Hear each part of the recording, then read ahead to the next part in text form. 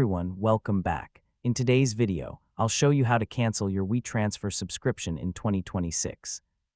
If you no longer need a paid plan or want to switch to the free version, this guide will walk you through the entire process step by step. First, open your web browser and go to the WeTransfer website. Sign in to the account that has the active subscription you want to cancel. After logging in, click your profile icon in the top right corner of the page. From the menu, open *** settings * or billing **. Here you'll find your current subscription details, payment information, and renewal date. Scroll until you see the option to manage your subscription.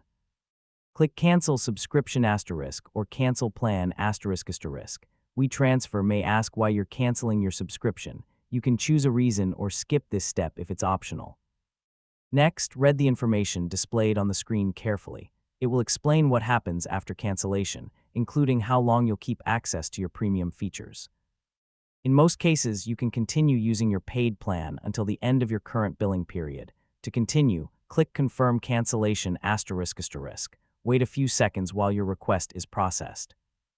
Once it's complete, you'll receive a confirmation message, and you may also get a confirmation email. To make sure everything worked correctly, return to the billing or subscription page. Your account should now show that the subscription has been canceled and will not renew automatically on the next billing date. If you subscribed through the Apple App Store or Google Play Store, remember that you'll need to cancel the subscription through that store instead of the WeTransfer website. And that's it.